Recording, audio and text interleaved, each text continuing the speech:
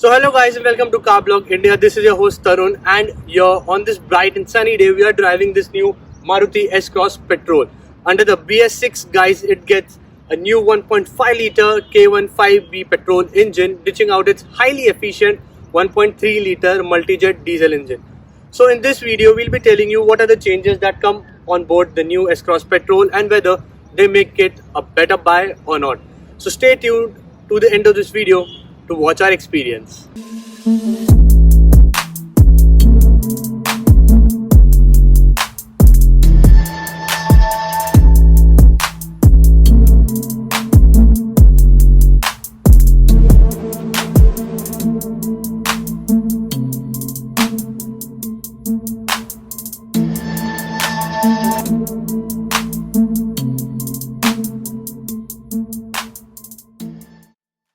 So first let me talk about all the highlights of the interior and the exterior of the new S-Cross Petrol.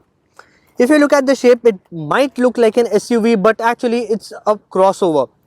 Many people might confuse it with a compact SUV, but no, it's a crossover. It's a completely different design, although it gets a high ground clearance that is very similar to that of a compact SUV. So first, as you can see, it gets the same 16-inch dual tone alloy wheels, these LED projector headlamps, these LED DRLs, projector fog lamps, and the same dual tone chrome grille on the front. These are electric ORVMs which can be operated from the inside. These are not automatic ORVMs, like if you switch off the car, the mirrors won't fold. You have to press the button for that. Coming up the back, it gets the same but LED tail lamps over here. Here's the S-Cross badging, and one of the main highlights is this smart hybrid badging over here. Here's the S-Cross from the outside. Now let's check out what's on the offer on the inside. So here is the cabin of the S-Cross Petrol. It looks the same as seen on the BS4 version, except it gets this new Smart Play 7-inch touchscreen infotainment system that supports Apple CarPlay, Android Auto, and also gets voice assist system. This infotainment also doubles up as a rear parking sensor. Now moving on, here's the steering wheel of the S-Cross. It gets this volume buttons. These are the cruise control buttons, and here are the telephone controls. On the side you get the engine start stop button, and this is the button for switching the idle start stop mode on and off. So if you engage this mode, the car will stop when it remains idle for more than 10 to 15 seconds. We'll speak about that later while we are driving. And now coming here, this is the instrument cluster of the S-Cross. It gets analog console.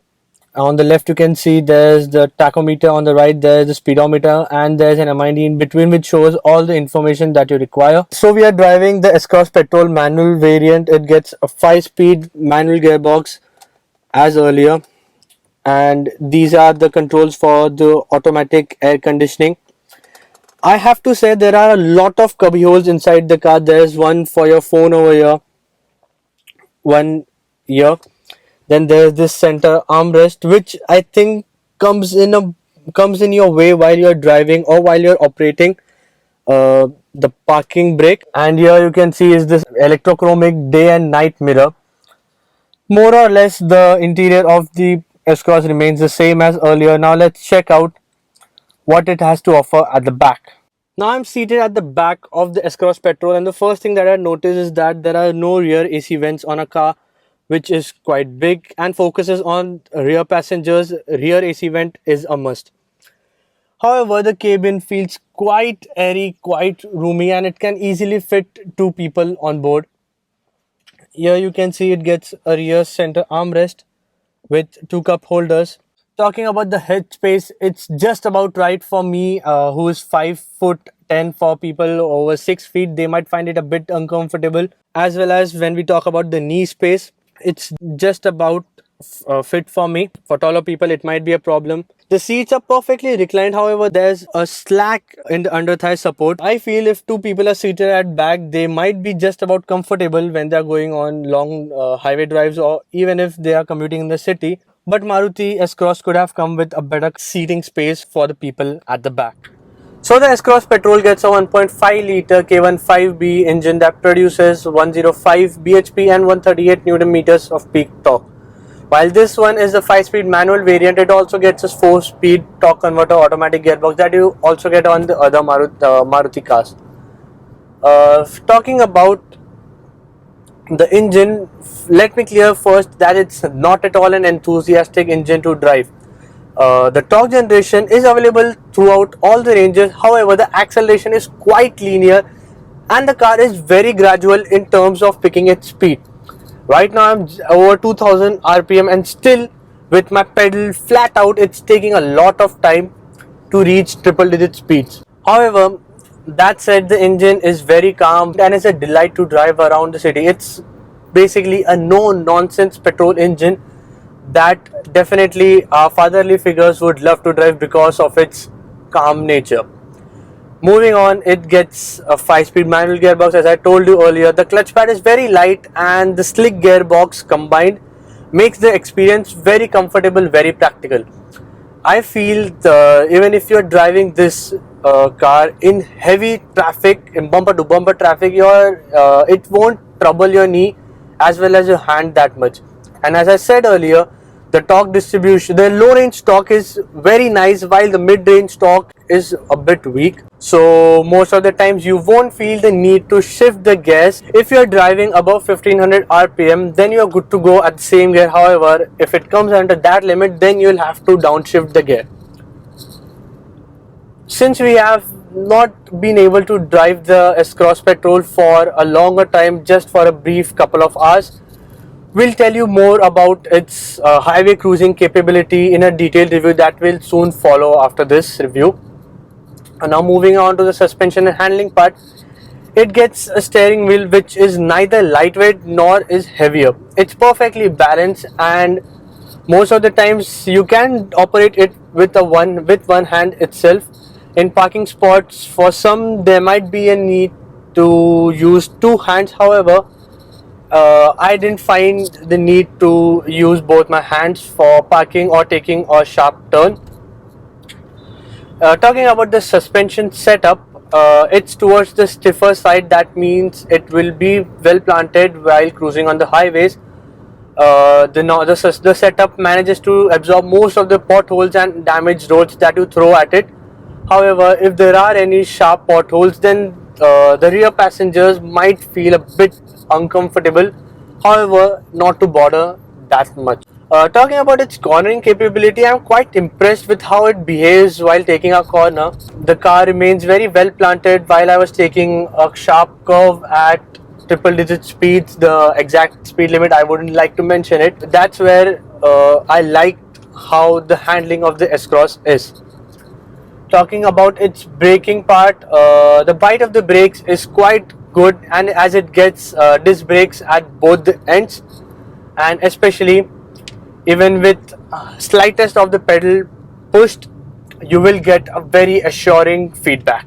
Lastly, I have to talk about the features of the mild hybrid SHVH technology that the S-Cross Petrol offers. This mild hybrid technology offers the initial torque generation that you require to pull off the car from the start or from under 1500 rpm, and also it gets the idle start stop technology.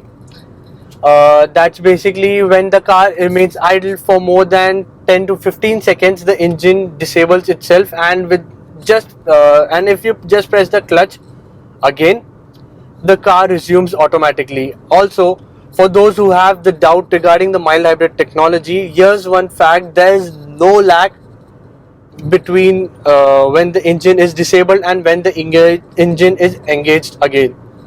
That's a very good thing, and personally I like the behavior of this mild hybrid technology.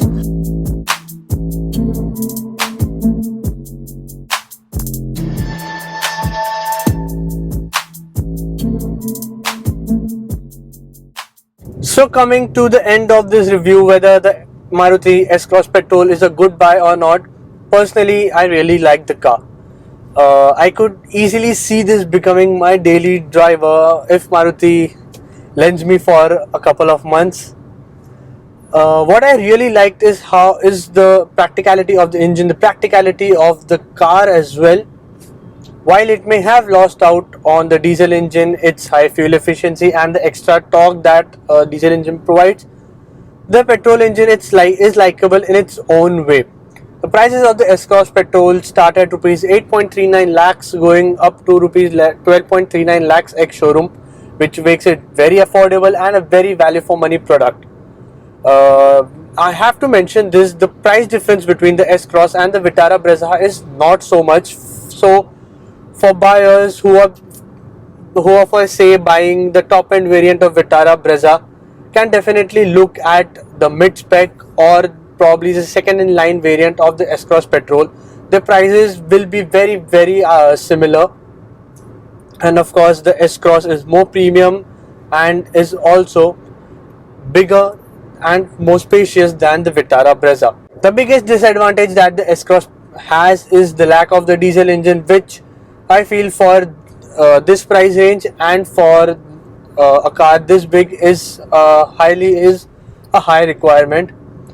However, to coming on to the end note of this review, the S-Cross petrol is a perfect yes for me for people who are planning to buy a car under the range of 11 to 12 lakhs, but of course only if they are looking for a petrol car. If they are going for a diesel car, then sadly the S-Cross is no more your option. So if you liked watching this video, then give us a thumbs up, share this video and subscribe to Car Blog India for more such car reviews and bike reviews.